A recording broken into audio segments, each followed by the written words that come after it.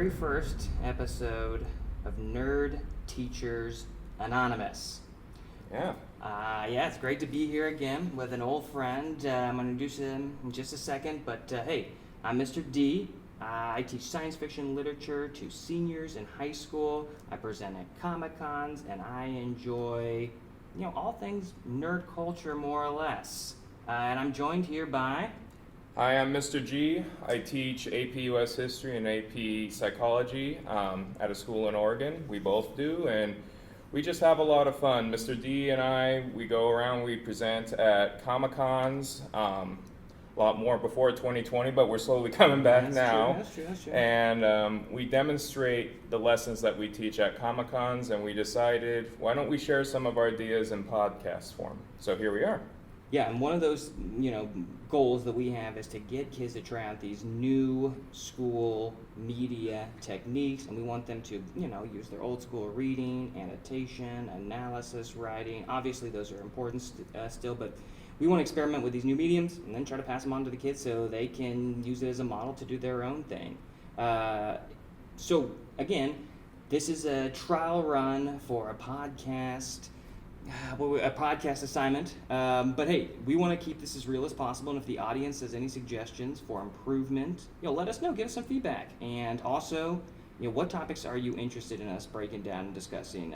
We've taken some notes, Andor's on the rise, Avatar, the Marvel Universe always, Rings of Power, any of that stuff. We'll try to talk a little bit more about what our specialties are, as this podcast goes, but my friend, let's focus up on what we're actually going to be talking about in this very first exciting episode 1. What's our topic for today? So we're two lifetime nerds talking about our love of pop culture, and we're talking about our fandoms today, and Star Trek is definitely on the horizon here. Star Trek Picard Season 3 trailer review. The third trailer. And this idea was inspired by the fact that Star Trek's been in the news recently for various reasons. The first reason is the fourth, not the first, not the second, but the fourth version of Star Trek 4 in the J.J. Abrams Kelvin universe has been canceled by Paramount. Ouch. Yes, indeed. And I'm wondering if we should talk about that in a future episode, because I have some feelings about the Kelvin timeline. I have a personal connection with the Kelvin timeline. I'm curious what your connection or interest might be in that regard. Should they go with the Star Trek 4? Should they scrap the timeline entirely? Please let us know in the comments below what your thoughts are on that. With that said, Star Trek Lower Decks just did a crossover in the middle of its third season with Star Trek Deep Space Nine. I know you're big on Deep Space Nine. You know it. Yes, indeed. But closer to home, folks, what we're dealing with here is a trailer was released at New York City Comic-Con, one of the Comic-Cons we haven't attended, but would definitely love to someday. Yeah. They released a trailer on Star Trek Picard Season 3. And they introduced a lot of things, a lot of villains, both familiar and brand new. And closer to home, we're interested in Star Trek. Both of us are major Star Trek fans. And we would like to talk, as they say in Hawaii, coming from Hawaii, we don't gossip in Hawaii or chat, we talk story. So we're going to talk story a little bit about the state of the Star Trek universe a little bit, but Star Trek Picard in particular. So, with that said, Mr. D, what are your strengths about Picard? What's your opinion? Okay, so I went back and I, took some notes on season 1, and I did watch 6 episodes of season 2. You poor man. I tried to watch the 7th episode, and I know they go to 10. So I'll tell you what I did.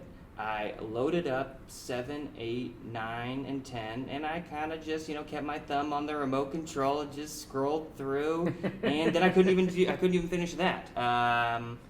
And this is not to say that it's so bad it's unwatchable, but your question is, what are the strengths of this TV show? And after 2 seasons, I'm really struggling. It's like season 1 and season 2 are so vastly different. Mm-hmm. Okay, season 1 is a very interesting, I guess interesting is the right word, but a pretty tightly constructed around this concept of the Borg artifact, about this prophecy about AI, about this kind of mystery about what happened on Mars. more or less, I think all that's just gone now. Season Yep. 2, we just start with all of the crew members confronting the Borg that we know from season 1 and dying, and then Q taking over. So, and then it's alternate realities and time travel and okay. So sticking with the strengths. It's hard to like try to see this thing as a whole, in my opinion. But what do I do see as strengths? Okay, I'm gonna stick with what I talked about in our last podcast where we discussed Picard. I will link that below. But Rios and all the different hologram personalities, that's still, I think, my favorite part. But that literally was not used at all in season 2. And the whole trauma around running into, okay, what's Soji. Soji, yep. But earlier Soji model, I guess. I don't even know. Okay, none of that's really even called back. And Rios becomes kind of a metaphor or a stand-in, I guess, for like immigration issues and stuff like that, and ICE, and you know, really gets kind of wrapped up in that storyline with Raffi and Seven. So yeah, I don't know, very different character. So it's tough. It's like they're two different shows, in my opinion. Season 1, season 2, they don't really connect at all. And I will say, before I pass it off to you to see what your strengths are, I will say that Worf looks really good in the trailer. Oh, yes. I mean, it looks really good in the trailer. Yeah. But way better than Nemesis. Oh, yeah. I feel like at Nemesis, they weren't even trying. But it looks great in this trailer. We'll talk about the trailer in a little bit. So I know that's not a lot of positive to go on, but to be perfectly honest with you, I tried to make sense of both the seasons coming together. I know I didn't finish, but it's like they're so different even at the beginning of 2 that like I don't really know. It's hard to evaluate. Hard to evaluate is definitely something I would apply to this, and I appreciate your generosity with Rios. If I were to pick a character from the new cast that I even remotely connected with or appreciated, it would be Rios. I don't get anything from anything else. Elnor, the Legolas meets Romulan. I forgot about him. Oh yeah, you ain't the only one. Soji, what happened there? Didn't even come back for season 2.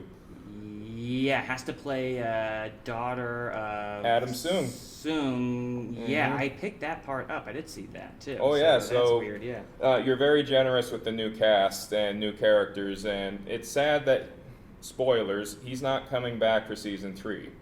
Yeah, he's not coming back. Rios. Rios is not coming back. Oh, Lord. Yeah, I know. He's not coming back, and for reasons that are explained in the finale. You're not missing much with the finale beyond that. Well, can we talk about that for a second? What happened? Because I didn't finish it. Well, the Latina doctor, Okay. he decides to stay back instead of going back to the future. Not the cool Back to the Future, but he stays back. And forget Prime Directive, forget maintaining the integrity of the timeline. He stays back and basically is written out of the show that way. I have so many questions. Should I let you continue with your strengths? Real quick, what are your questions, and I'll get into my strengths about Picard. Okay, so I thought is Trek a fixed timeline? Is it like things you do in the past affect the future? So isn't that like one of the main things? Like that's the whole why all good things is a thing.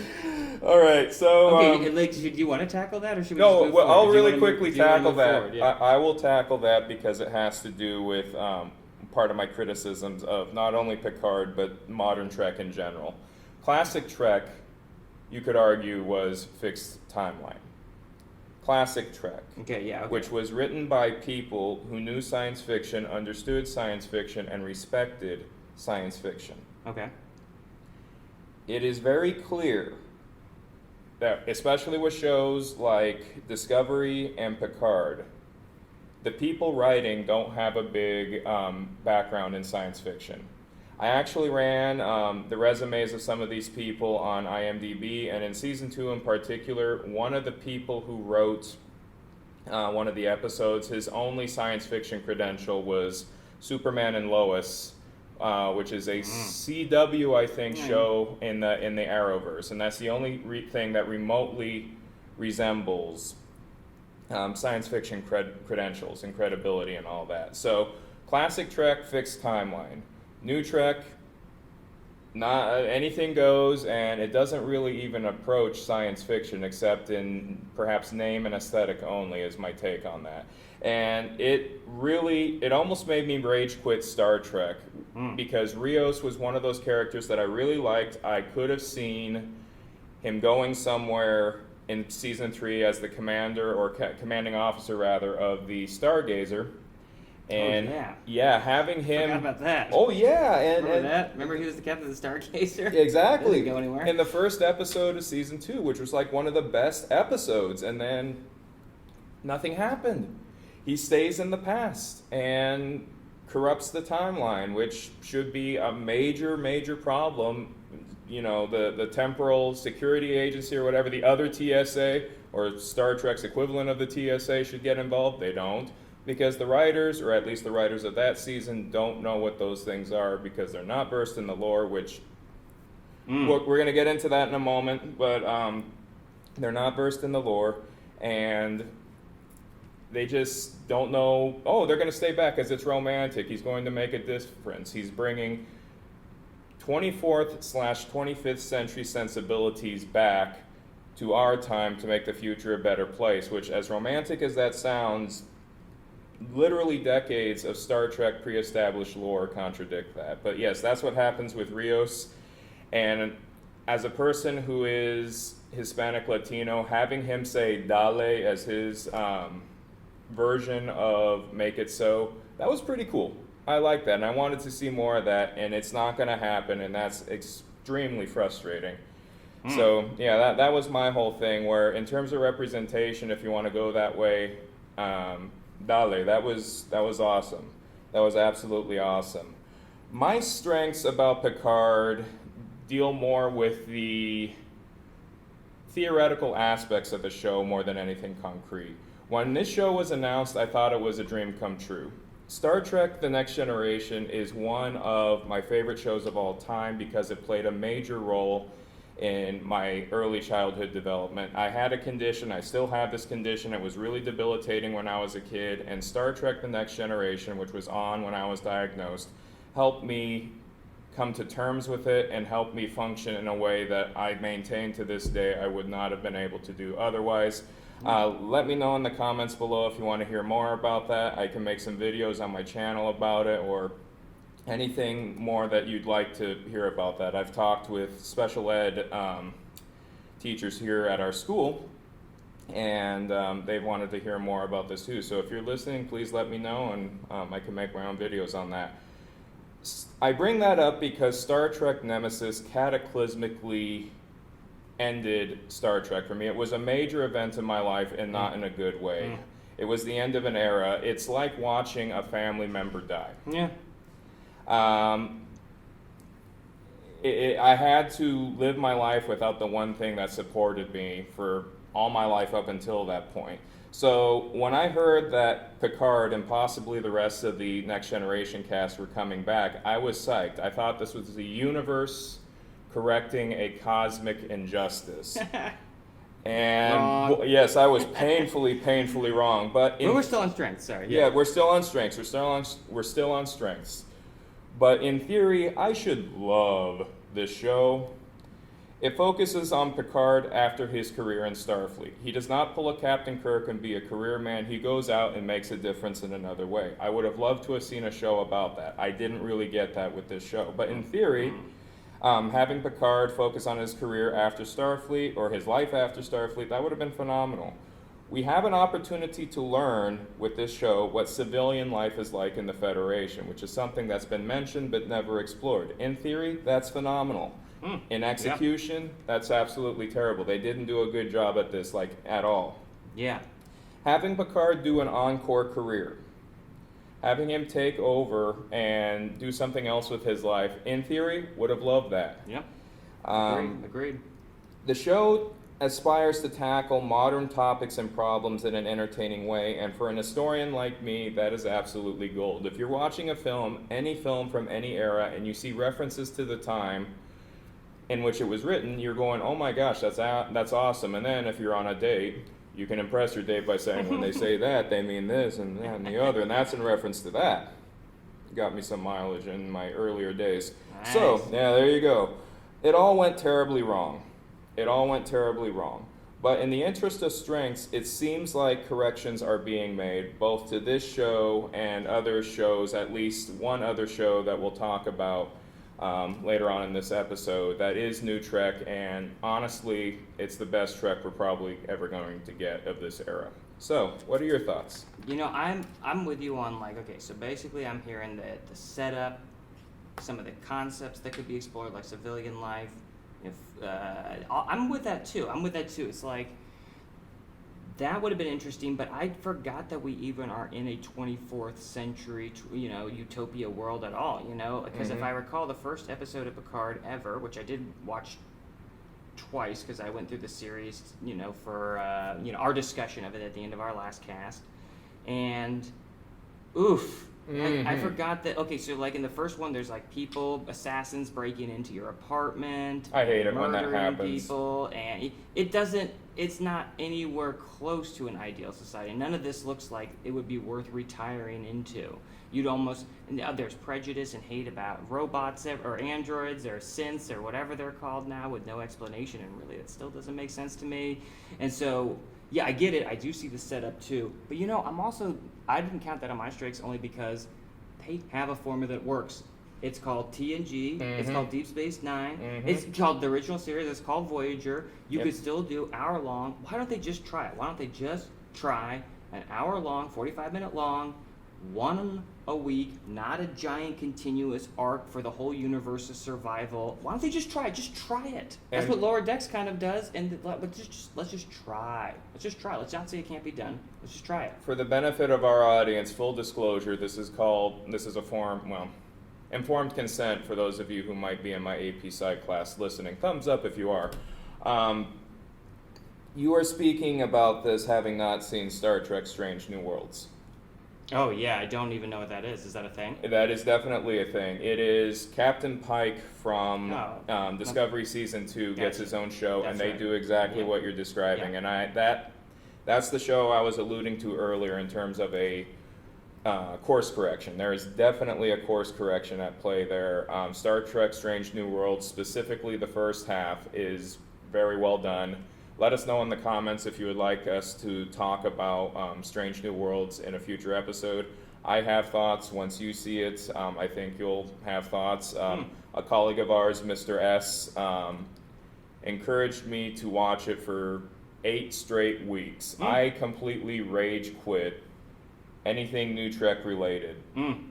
And blew up my Paramount Plus account, but only got it back because of Beavis and Butthead Do the Universe, Beavis and Butthead Coming Back, the revival, and then Mr. S, our colleague, really emphasizing how good it is, and I played it, and especially the first half, phenomenal. Once again, we can talk about this in a future episode, but they are doing what you are doing, and that is the only thing that gives me hope about the future of modern Trek.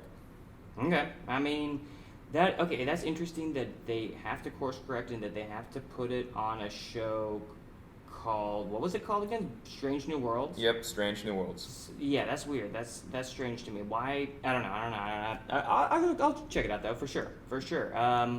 But let's talk about some struggles, even though we literally have also been. It's fine. I kind of went down to hit the struggles first, but.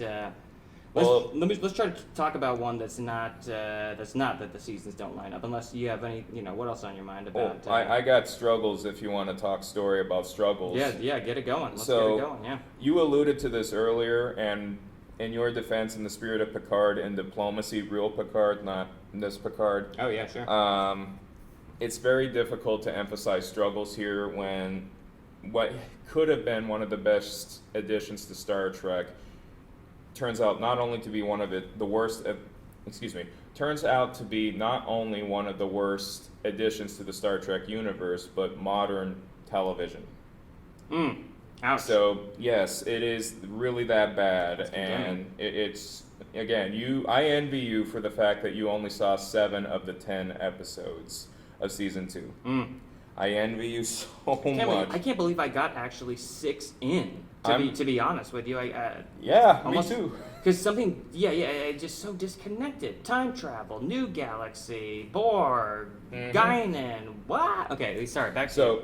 That being said, in terms of struggles, and you already touched on this, but just to reiterate, this is clearly not Next Generation. It has Next Generation characters in it, but it is not Next Generation. And I know that because it doesn't show its defining characteristics. Star Trek's defining characteristics are optimism, faith in technology, not fear, improving the human condition through exploration. For better or worse, Star Trek The Next Generation is a utopia. Interesting utopia. And an interesting utopia at that. Is the compelling utopia. And take that or leave that. A lot of Star Trek writers, Ira Stephen Bear, for example, likened Star Trek The Next Generation to Connecticut in the sense that it's prim and proper and everything is straight-laced. And, take that or leave that. But for better or worse, that's Star Trek The Next Generation. Picard is not Next Generation. Picard is not even Deep Space Nine, where they threaten those utopian values, go into dark places, but then at the end of the moment, at the end of the episode, they come back to those utopian moments and that optimism. We could do a future episode on how you handle darkness in Star Trek correctly, because apologists for modern Trek in particular say, well, Star Trek Deep Space Nine was dark and you like that. And it's like, yes, but it's dark, but it's handled correctly and competently. That doesn't break the concept of Star Trek. As we've indicated, for better or worse, Next Generation is a utopia, and for 2 seasons of Picard, we've been introduced to at least 2 different dystopias. Yep. There's the post-supernova Federation, which is featured in season 1. It's the Federation we know that becomes evil for no explanation and then becomes good for no reason other than it's the end of the season. Then there's the Confederation, which is a diet mirror universe. Same level President 7. Yep. Same level, with President 7. Same level of evil, but half the entertainment value. Generous half, yes. Again, Picard, diplomacy. You could also argue that there's a third dystopia that they encounter because the main characters visit 2024. So, at least 2 dystopias. If you visit a dystopia in the Star Trek universe, you have to have a return to utopia. You have to have a return to optimism, and that never happens in Picard, in either season. So, for starters, this is clearly not Next Generation.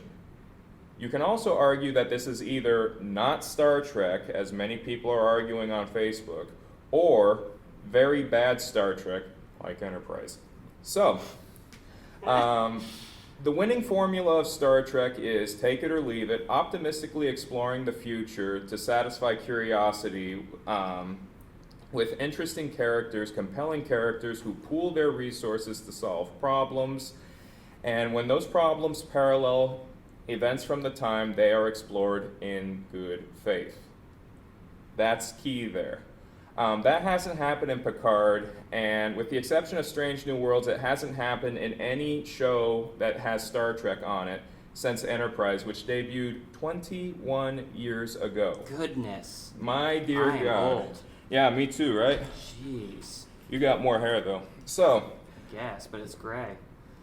Rather have it. So, but Picard's bald, so that's good. Yeah. So, the most frustrating thing about Picard is that it should be phenomenal, but the goals are good, but the methods are atrocious. It should be great. It should be wonderful. It's got good goals, as I mentioned in the strengths, but its methods of execution, absolutely terrible. If you have the right methods, which, as you establish, already exist, we've had them for 50 years, you could have really good, really entertaining, really compelling, and very powerful science fiction to be said. Yeah. For example, Patrick Stewart doesn't want Picard to be a captain because he doesn't want to wear a uniform. Yeah, that's... I'm not going to talk about that. Okay, but... unless you want to. Oh, my point is fine. You could make him an ambassador where he solves the galaxy's problems in whatever costume he wants. Make him a diplomat. Make him an ambassador. In season 2, he can run for president of the Federation. Yeah. Yeah. Didn't we talk about? We did. Hypothetical. Yeah, We've why talked the heck about not? this numerous times. You want to tackle current events in current episodes. That's fine, but you got to explore them in good faith. I maintain that the difference between art and propaganda is complexity in its themes and approach. I can agree with the politics, but if it's not explored in good faith, it's not interesting. It's by definition propaganda.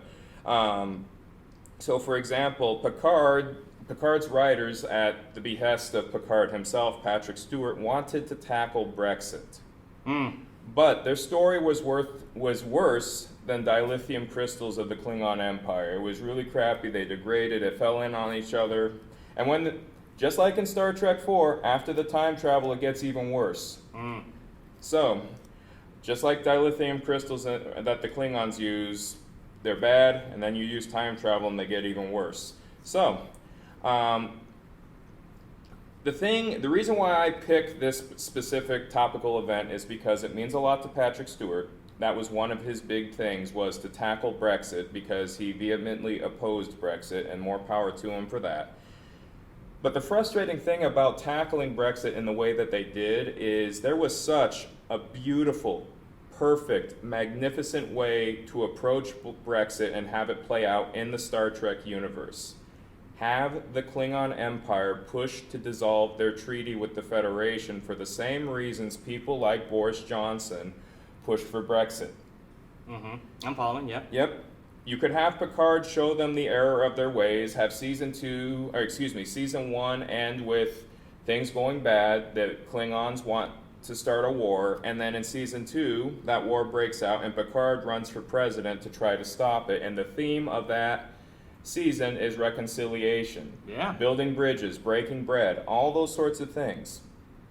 We need that. We need that as a society. We need people to try to reconcile and find out things that they have in common, and building off of those interests for the common good. That could have been beautiful, and then you wouldn't have had to decide, oh crap, we need to go to our third showrunner, Terry Matalas, and please, Terry, save us, bring back everybody, and make references to every other Star Trek show in existence. Those are my struggles. I'm curious to hear yours. Let's hang on one of those for a second. Like, for instance, okay, do you think the Brexit thing I completely forgot about. Do you think the Brexit thing carried over to season 2 at all? Not at all. Yeah. So they didn't solve or really make any intelligent commentary on Brexit. One, because it's like still an undergoing phenomenon, in my opinion. It's kind of hard to write historical commentary on an undergoing phenomenon, though you could take the roots of it and maybe base it in something else too. Brexit is just kind of, no offense to Patrick Stewart, just such a kind of underwhelming contemporary issue in the grand scheme of things. Like, the things behind Brexit, you know, kind of this. Okay, I'm not a historian, but I'm going to just go ahead and throw out there a couple things that I think are underlying it. You know, all right. Return of like intense political conservatism and nationalism. Blaming outsiders for economic woes, which contributes to the first thing. Also a sense of intense individualism as a response, identity, we're better than the whole EU kind of thing. I guess that's all kind of wrapped up in the same. Having a strong man leader who's actually a goof, which is weird. Anyways, it's just like, that's just, the other things are cool to explore maybe, but like, why Brexit? Why in that moment? Why then? I don't know. I don't get it. I agree with you in the sense that you could have taken those themes behind it and plugged them in. For example, Jim Pock, the Chancellor of the Klingon Empire in Star Trek Online, is responsible for dissolving the alliance between the Federation and the Klingons, and they become antagonistic in the universe of Star Trek Online. You could have made... I'd be very curious to see how this plays out if anybody wants to do this with Photoshop, but what Boris Johnson would look like as a Klingon and have it be Jim Pock. That's amazing. That's amazing. You could absolutely do that, and I agree with you in terms of literally transferring events to pop culture and science fiction. It doesn't really go well. It instantly dates it, and that works for shows like South Park, but it doesn't necessarily work for other shows, the Terminator definitely comes to mind, where they attempted to, with Genesis, do the equivalent of iOS. That's what Genesis was. Yeah, I remember that. But yeah, cell phone update that's going to take down the world. Oh, Yep. goodness. But the cell phone that takes over the world, exactly. Making, taking the universal themes behind events and playing them out, that is absolutely spectacular science fiction, and it makes a very compelling piece of entertainment, which historians can examine and then connect. It's job security for me, because if they end up having the Federation and the Klingon Empire do something called Brexit, but they call it Brexit, that's too on the nose. That you don't need to hire a historian to examine what causes that. But when you talk about the disassociation, the dissolution, all those sorts of things, 20 years from now, if they did it that way, that would give historians like me and historians like the ones I teach an opportunity to go in, examine it, and then have an opportunity to impress dates while they watch the show. Okay, well, last point I'm going to say about Brexit that I'm willing to move us on. One, it's funny that the kind of racial animosity that, I guess like the kind of blaming immigrants thing, they're blaming synths. I mean, that just seems like such a cowardly way out. I mean, we established that Data is a human and Measure the man. Yes, we did. And then we move forward into this, in time, but we've created all these slaves, and then we're gonna blame the slaves that we made? Like, that doesn't make any sense at all. What if you did this? Here's a much better idea. How about you take all the people displaced by the supernova, all the Romulans displaced, have them join the Federation, have actual racism towards outsiders, actually have to show that ugliness. Don't just make it towards a robot that all looks like each other. Make it about individual people so we can see the effect of racism, not on a whole group and then just, but on individual people too and the whole group. Now we can examine both. If you really want to explore that kind of topic, then make it, if you want to have a long-term arc, make it about reunification or something like that. Didn't we had a two-parter, which is exactly the length that a lot of these issues need, in my opinion. True. Why not come back to that? That's a compelling, bring us together kind of political tension, historical tension. I don't know. I just feel like goodness, Brexit is an underwhelming central historical political issue, if that's what you're really basing it off of. Yeah. And how you describe the synthetics and their role and the events in the first season, I still don't know what their connection was to the grander scheme of things, other than they just went nuts. And I know there's like a Mass Effect ripoff. That's what I've been told too. Yeah, there's a colossal Mass Effect ripoff, which, dear viewers, you probably know more about that than I do. I don't have time to play video games. I got to do other things, but. Didn't the Tal Shiar hack the robots in the end? So it was just like a firewall security. Like, didn't the Tal Shiar hack the robots so we all would get mad at them, or no? I like to think that was the case. Please let us know in the comments. I don't remember. Because I don't remember, and it wasn't explained. But then it's not. Why would you be mad at robots for being hacked? Why wouldn't you just improve your security? I don't know. Or make good with your enemies that keep attacking you. This is space. There's literally infinite. Didn't we find a Dyson sphere? Let's just go back to that. Yep. Remember that? Let's just go put y'all in the Dyson sphere. We'll go make this sun good with Q. Yep. Maybe Q can help us out with that, because I think that's why the Dyson sphere had to be abandoned. But go get our, benevolent deity. Snap your fingers. Okay, sorry, we're going off into fan fiction territory. Speaking of fan fiction, I just so bad writers. Oh goodness. Speaking of fan fiction, one of my coping mechanisms during the pandemic was rewriting the first season, and I've debated making videos about it on this channel called the Rewrite Challenge. Let me know if you'd like to hear my elevator pitch for what season 1 would look like. But you could have gone a whole lot of different ways with that. There could have been other issues that you could have tackled, issues like the environment, that whole thing, that forces of nature in season 7 that could come back as a result of the supernova. And they definitely tried that with the Soong character and Picard's niece. Yeah. It does. Yeah. Okay. I repressed season 2, but you could have done, in the interest of reaching across the aisle, Veterans Affair things. For example, suppose you have a situation in which Section 31 operatives are treated the same way, they're in similar ways to how issues and policy that we have in modern time with the VA, the Department of Veterans Affairs, Yeah. and stuff like that. And burned Section 31 operatives don't get to enjoy the things that we enjoy here in the context of the 24th century here in the Federation, because they put their life on the line and they know too much and they're a security risk. They don't get to come back to Federation society. Yeah. They get burned and they have to fend for themselves. That could have been a remarkable parallel to how Veterans Affairs are treated right now.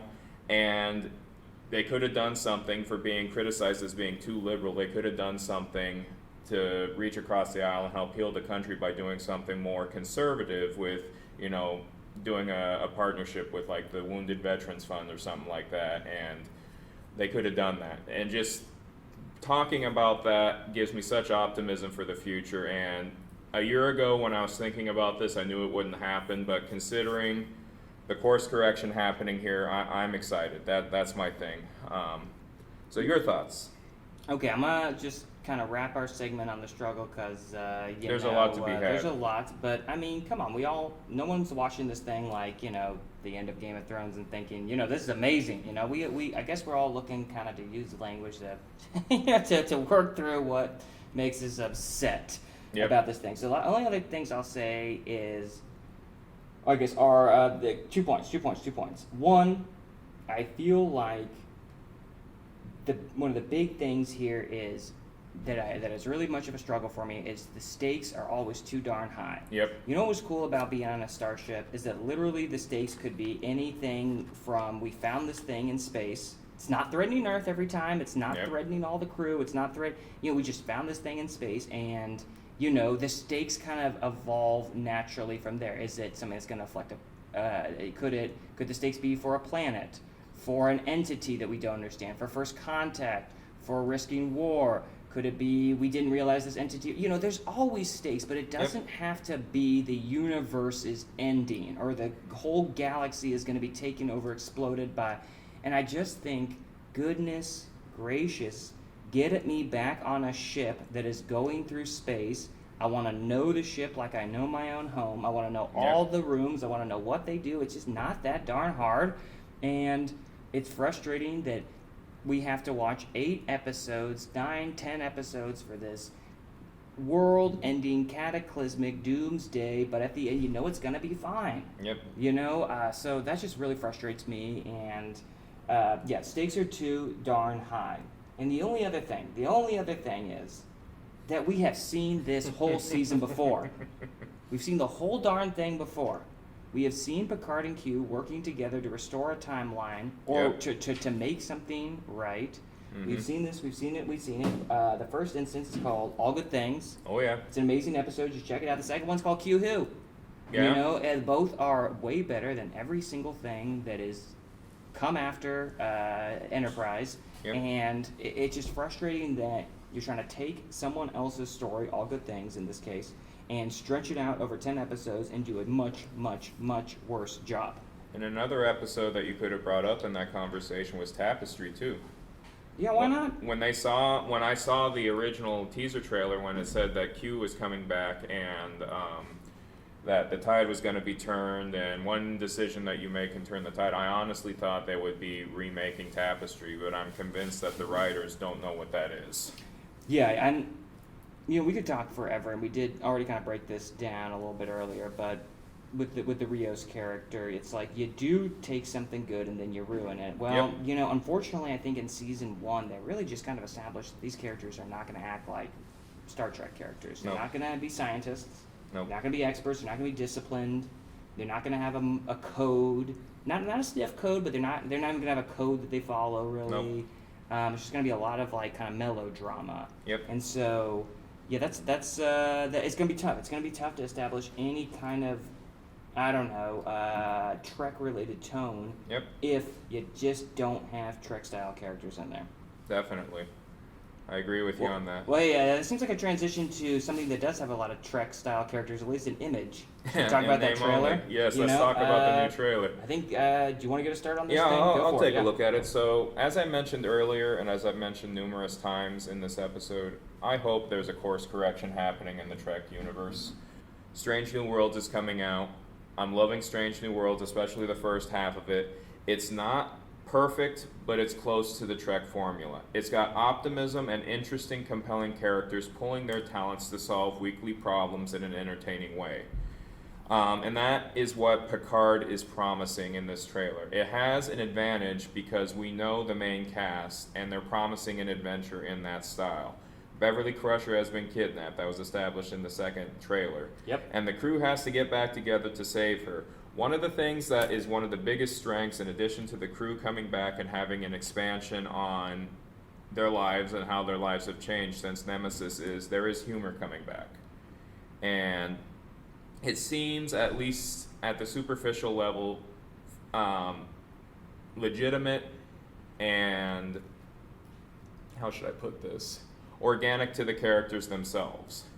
The exchange of lines that happen right before Worf and Riker are about to beam down, that banter where Worf says he's a pacifist and then Riker says we're all going to die. Yep. That kind of banter between Worf and Riker has always been there, and bringing that back, that's wonderful. The threats the trailer promise, I guess they're unique and interesting. I was not expecting, Moriarty to come back. That is an extremely obscure character that I had no idea would have come back. I'm curious. How could Yep. Dick come back? But we'll find out, I'm sure. They put him in the Matrix. It's that little glowing box at the end of Ship in a Bottle. Oh, I remember. But then did someone plug that into their hard drive? It gets sent to the cloud, and now it's... You know what I'm saying? Like, that was the whole point. So they could go live in this pocket dimension and not... Yeah. So that... Yes. Course correction, optimism in Star Trek, and specifically with Picard, and unique returns of characters that we've seen before. Mostly characters that we've seen before. There is one new character that I'm curious to hear your thoughts on, but your take, the strengths of the trailer according to you. I'm sorry, I'm just having a moment where I'm realizing all of TNG is just infinitely better than anything we're going to get. But I'm ready to move forward. Okay, Here we go. So strengths. I think Worf looks great. I'm glad he's a pacifist, if that's real. I'm thinking that's just comic relief and that Worf is going to kick butt. I just do not see how the pacifism thing could go, but if it does, it's amazing, and I like that, and that actually seems like... You know what's amazing? I honestly think Worf is one of the best characters in the entire show. Yep. It's simply... Worf has just a lot of character. That's all there is to it. And so, I'm hoping we get a lot of Worf in there. Worf looked great. LaForge looked great. Crusher, I love the highlights. Troy just kind of did the whole Troy looking into to nothing kind of thing. But we'll talk about that with that. Okay. We're going to get the team together. We're going to be on a spaceship. It looks like the Enterprise. Mm-hmm. I know it's not going to be a go around and solve space issues or, space adventure of the week. I know it's not going to be that. I know that, but, the setup and maybe the chemistry of the actors will be enough to make this more memorable than 1 and 2. Yep. I will say, though, there is a bunch of humor in Deep Space Nine. People really, oversimplify Deep Space Nine and call it dark. It literally... there's war going on, but there's a lot of darkness in TNG, too. Yes. There really is. Like, the perfect mate where Picard meets the perfect person of all time that telepathically bonds with him and then has to go marry him off to some terrible aristocrat. Yep. Or how about... I can't think of the name off the top of my head, but Data's daughter, Lal. Remember that episode? The Offspring. Remember how sad that and dark that one was? Yeah. It's like, okay, are we actually going to honor measure the man? Nope, we're going to return to robots or property. Okay, we'll honor it in the end. It's just like, okay, Jadzia and Worf were funny. Yes, they were. They were great. O'Brien is funny. Okay, I think Kira and Odo are funny. Odo's a fish out of water character. Odo and Quark. That is amazing. Rom is amazing. Yes. It's like, yes, they don't have to tell one-liners. Only special characters that have great relationships should probably quip like that. Worf and Riker is a great example. They definitely would quip at each other in those terms. But, there are other ways to do humor, like fish out of water, alien kind of characters. So, anyways, I'm excited to see him back on a starship. But, can I mention some struggles that I noticed immediately? Go ahead, buddy. Go ahead. Generic action. Yep. Screaming villain. space battles with CGI ships that literally look copy and pasted. Okay, taking these, and I don't want to sound ageist here, but straight up taking these characters and making them action heroes. It's just... Again. Didn't we learn anything from the TNG films? I think when Patrick Stewart put on his tank top and he swung around the engineering room at the end of the second TNG film, First Contact, I just think the wrong message was sent. He looked great doing it, but literally that should have been all there is. We should never have gone back to them. That was the best version of Action Picard, who got a little too angry at the Borg. It just does not work. It just does not work. It does not work. It does not work. And I just feel like this villain is going to be Vedic, I think is how you say that. Yep, Vedic. Is going to be revenge, megalomaniac, maniacal, whatever. You know? Yep. Okay. I mean, I know nothing about what the revenge is on, but I don't care about revenge. I literally do not care about revenge. No, I don't either. The megalomaniac thing, it's like, how the heck did you get these people to fly your starship? You need thousands of people to crew a ship. If you're a crazy human being like that, how do these people follow you? We can talk about that in a future episode, because the psychology of villainy and how you get these people to work for you, there's a wide variety of psychological reasons why someone would do that. In a utopia where you could literally just leave and go have whatever you want in the Federation, I just don't believe that for a second. You know? But it depends, it absolutely depends on where these people are from. Yeah. We don't know who these people are, and some of them look like giant lobsters that walk. So I guess you're right. Yes. With that said, and that's a future episode we could talk about too in terms of the psychology of villainy, because there are ways in which you can get people. You can be megalomaniacal, you can be charismatic, you can be and you can be narcissistic and still get people to work for you for one reason or another. And we can... Like Jim Jones, for example. Yes, exactly. So, with that said, what a more interesting villain, though, you know, because doesn't use guns and lasers, uses other... Well, it does use guns, They did that. It was Cybok. I guess. Cybok was Jim Jones in space. What that's supposed to be. Okay, I know we're laughing, but who is Cybok? Spock's brother that was supposed to be played by Sean Connery in Star Trek 5. Yeah, Star Trek 5. In Cybok... Oh, actually, I really love the beginning. Rolls into that cantina kind of thing. That's kind of cool, but I literally haven't seen that film since college, I don't think. So. I envy you. Nice. I envy you. Forgot about Cybok. I envy you. You can leave that in. I'm sorry. I haven't seen Brave New Worlds or whatever that is. Strange New Worlds. Strange New Worlds. I didn't know who Cybok is. So they're gonna not. These people. He gets mentioned. Discredit me. He gets mentioned in Star Trek: Strange New Worlds. He is a pivotal part of one of the characters. He is a pivotal character in one of the later episodes. But you know who I want to see come back? Mordok. The dude with the really that takes the test with Wesley Crusher. The dude with the cool it looks like he wants the harmonica. Let's make a whole show about him. Okay. If we're doing fan service. All right. Okay. What are your struggles with the trailer, my friend? So my note to modern Trek showrunners is fan service does not equal good storytelling. And when you hear people say this is not Star Trek, and your result is to make what you do, your resulting action is to show characters from previous versions of Trek, make references to previous versions of Trek, and think that by referencing and showing things from previous Star Trek, that resolves the problem that this isn't Star Trek. No, that's it. In the spirit of Picard, half a step close to where you're supposed to go. That is only halfway there. I was thinking in Spanish there for a second. So, with that said, it's not enough to just mention a thing from the past and have it substitute for a compelling story. Terry Matalas, God bless this man. He is the third show producer and showrunner of this absolute train wreck of television. Goodness. He has pushed that there's going to be several references to past iterations of Trek. He specifically cited Star Trek 3, and you can definitely see that with all the emphasis on space dock and space doors and stuff like that, and the second and third trailers that we've seen. Star Trek 6, and I'll get back to that in my closure, and the Dominion War. With that said, yes, he has on Twitter mentioned the Dominion War in his... No, I don't like that at all. I You feel don't that's like it. I was very thinking. foreboding, honestly. More war. I was thinking you'd like that, but it has to do with. That's why they want revenge, clearly. No, well, okay. Yeah, it has to do with Worf as a character and the kind of weapon he's carrying. That specific tweet that he mentioned has to do with his connection to the. Yes. It's not a bat lift. What is it? Well, it's not a mechlith either. It's some well, other new sort of thing. wow.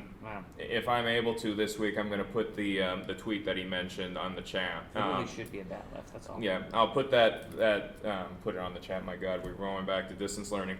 I'm going to put it in the video. I'm going to put it up on the title card. But they did hire the people who made the batlith and the mechlith, and that's a good thing. But that just doing that does not solve the problem. I honestly think it has to do with Jadzia and how he comes to terms with something. That's what I'm thinking. The fact that he knows what the Dominion War is, because I maintain that at least the Discovery writers and specifically the Picard writers don't know the Trek lore. I do appreciate that. But just referencing the stuff doesn't work. There's a lot of member berries in this trailer that they showed, and my small beef is, okay, do you remember lore? Do you remember Moriarty? Do you remember Space Dock? For those of you who played Star Trek Online and are continuing to play Star Trek Online, do you remember the Starship Enterprise NCC 1701F? Mm-hmm. Here they are. Applaud. As a sort of Pavlovian response. If it's just that and they don't do anything with it that's compelling, gonna be upset. But that, as indicated, is not as big a problem to me as the villain that's introduced. I actually, as much as they're playing her up, and I am happy with the fact that Vadic is played by Amanda Plummer from Pulp Fiction fame, I'm interested in that. But guess what? She wants revenge. Oh my gosh. Ay Dios santo. I haven't seen a villain like that since Ruafo in Insurrection, and Shinzon in Nemesis, and Nero in Star Trek in Star Trek 09, and Khan in Star Trek Into Darkness, or any other major Trek villain since 1998. Yeah, even the person who was opposite, the other antagonist opposite of Khan, whoever that was, the guy who was RoboCop. I think he wanted revenge, right? He wanted to build up this big arsenal so he could use it on someone, presumably Khan, I guess. I don't even know. Yep. This goes back to a Kelvin timeline episode that we could talk about in terms of its strengths and struggles, because my God. I call this the Khan syndrome, and at risk of upsetting our audience potentially, I'm just going to explain this, and you've kind of alluded to this too. I have the unpopular opinion that in my personal list of favorite villains in terms of their complexity as characters, Khan doesn't rank my top 3. I don't really. I mean, well acted in the film. Yes. But I don't. They're way cooler villains. Way cooler. Let us know in the comments below if you'd like us to do an episode on the best Star Trek villains, the top 3 Star Trek villains. That would be phenomenal. For the record, before you try to cancel me, internet, I love Khan. I love Ricardo Montalban. He is absolutely legendary in his performance. He has charisma radiating from him. Case in point, compare his performance to Benedict Cumberbatch in Into Darkness.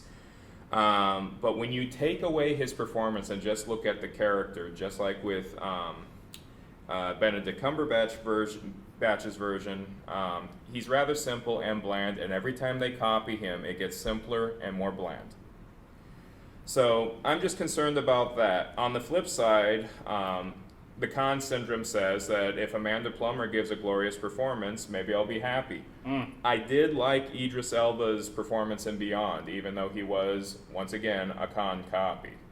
The energy, the explosiveness, very, very well done on that. I did enjoy that. So, with that said, you want to talk about predictions for Season 3? Yes. I'm just really quickly, I wrote down 3 villains who are better than Khan. Number 1, the Borg up to Season 4, Episode 1 of TNG. 2, Duras. 3, Ensign Ro. All those are a billion times better. All those are a billion times better than Khan. Ensign Ro, very interesting. Duras, very cool. Meets an amazing end. Borg, great until they're not cool anymore. Until we just had to like totally depower them. You know, sorry, it just happens. It just happens. Okay, you know? okay. I'm curious to hear your thoughts on why Ro would be considered a villain. We can talk about that in a future episode. Yeah. But my God, whew, okay. I mean, Rose sells him out to the Maquis. That's literally, I mean, like, betrays Starfleet for the Maquis, you know? Betrayed her military oath. I suppose you take a military oath? Yes, you do. You know? do take an oath when you get sworn in. But that happened. Yeah, she regressed. She had a relapse. I agree with you. That could work. And I'm villain in the sense of, like, not a good person. You know, not a good guy. I'm not saying she's an awful, terrible person, but she definitely is an antagonist. She's definitely an antagonist. I agree with you on that. Yeah, every bit of that. So, what are your thoughts or hopes or predictions for season 3? Okay, here it is. You ready? I got the whole thing outlined for you. Dale. A plot. Picard searches for Beverly. The theme is regret, the past. Opening up, just like last season. Okay. B plot. Raffi, Seven, do stuff. Has no consequence. C plot. Brent Spiner is a version of Soon. That's it. Okay. That's what's going to happen. You know? Brent Spiner loves playing himself. Yeah. Raffi and Seven, I think they were supposed to, like, hinted at they were in a relationship at the end of season 1. I don't really see any of that materialize. Raffi and Seven? Yeah. They went bigger into that in season 2. And in 6, 7, and 8, I don't remember that. I guess I didn't see. You don't remember 1 through 7 because there were references there. No, I don't remember. Can you give me one? They go in the car. They chase down Yeah, they go in a car. They argue go to the about clinic. that. They go to the clinic. They stop the bus. They stop the bus. But What else then did I can't. What happens well, after that? and then President 7, Annika Hansen, is married, and they have a blink and you'll miss it argument over, well, you were married, which doesn't make sense in the context of a universe in which time travel exists. Yes, exactly. Oh my gosh, you're married and we were dating, that argument should not apply in a world in which alternate realities exist, time travel exists. No, but I hear you on that. That's definitely that. And my friend, I always try to do optimism because Star Trek is all about optimism, but there is a 50-50, 60-40 chance your prediction will be word for word, or as they say in Hawaii, Garen's Ball Barons, which if something's Garen's, it's going to happen. It's what you just described there is almost Garen's, which means a sure thing. Okay, let me add one more detail, though. One more detail. Dale. I hate the damsel in distress plot, but I know exactly why they're using it for Beverly, because you can draw it out. You can make the very last scene of the whole season finally meeting Beverly. You know what I'm saying? Like, you can just draw it out and draw it out and draw it out, and then you don't have to give this character anything to do. Like, okay, medicine's not an exciting thing to practice in an action show where literally you are blowing things up all the time and not even thinking about it. Can you think of one sickbay scene? I cannot. So, not off the top of my head. One sickbay scene that could work in this, or one sickbay scene in general? That did work. I guess she murdered her former lover in season 1. Girardi you mean in the context of Picard? Yeah, Girardi murdered Bruce Maddox. Medical lab, medical bay scene that actually was medicine. It was actually healing. Right. So you're talking about the scene where Agnes Girardi murders Dr. Bruce Maddox. Dr. Bruce Maddox in the most giant air quotes of all time. Yes. So you're asking in that context because there have been compelling sickbay scenes that have happened in the context of action movies. The Wrath of Khan, where after the first confrontation with Khan, Kirk is walking through sickbay and realizing he screwed up. McCoy starts putting blankets over the dead crew members, including midshipman Peter Preston, engineer's mate Sir, who's actually in a cutscene Scotty's nephew. Okay. And that's why Scotty cries so much in that scene. And that is one scene that does take place in a sickbay in the context of action that works because you see the consequences of the protagonist's actions, or in that case, inactions. You know, actually, that strikes me. That's the whole point of sickbay, is to deal with the consequences, and nothing has consequences in this show. That's true. Nothing. If you have a heart or brain condition, now you're an android. You know what I'm saying? If you remember the whole artificial heart thing? That was the whole point.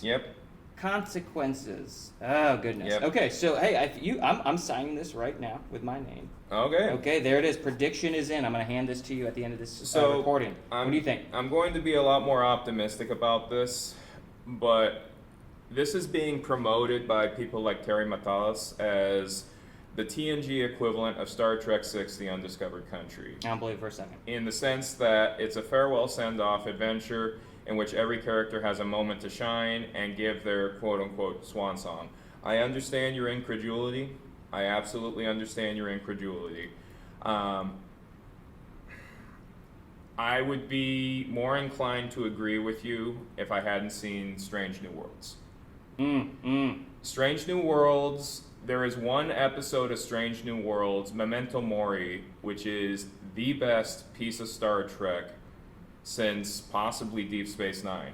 It's better than any other episode of Picard or Discovery or even the movies. I mean, the movies are terrible. Well, yes, but it is legit. TNG movies, you know. Yeah, TNG movies and Kelvin. It wipes the floor with all of them. That one episode that they do is Memento Mori is legit peak Star Trek, and it is phenomenal. Not 100% perfect, but it is compelling, and I want more of that.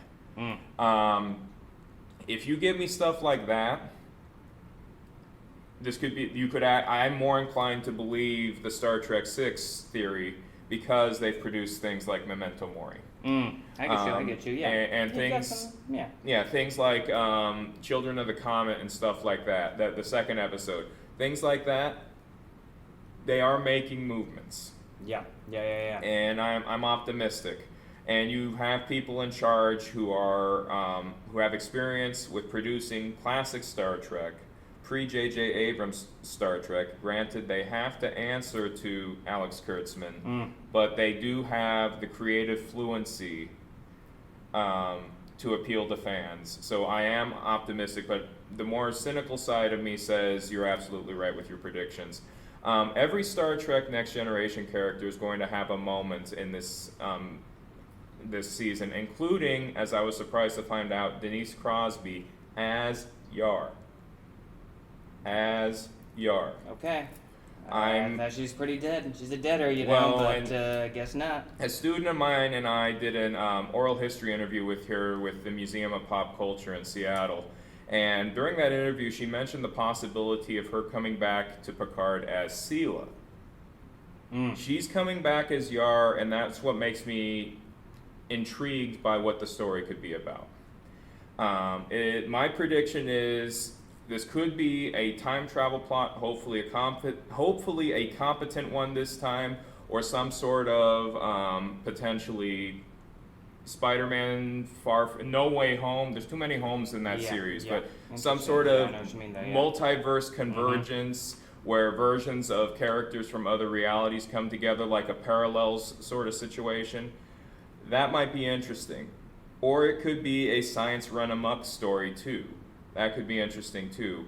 But the more optimistic side of me, the more diplomatic side, the more generous side is buying into what they're selling. But again, I've been burned too many times with Star Trek. Star Trek Nemesis, Star Trek Into Darkness, all of Discovery. I am more inclined to hear your theory, but you never know. I thought that Star Trek Strange New Worlds would be terrible, but it turns out to be the best Trek in 20 years. So, would you like to show us out, Mr. D? Yeah, just want to thank everyone who's made it this far, followed along with us as we talk a little bit about Picard in the big picture, and then focused up on that trailer.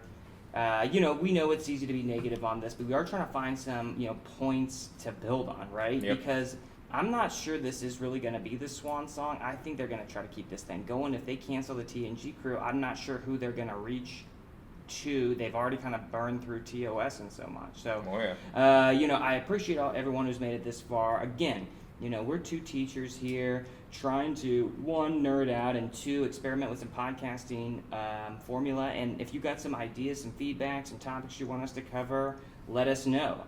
We got some weekends and some summers, but in the meantime, we'll do our best to accommodate the fans, and we're just grateful for your participation and you hearing us out. Definitely. Live long and prosper, folks, and as they say in Hawaiian, e malama pono, that's Hawaiian for be safe, be healthy, and a hui ho. Until next time.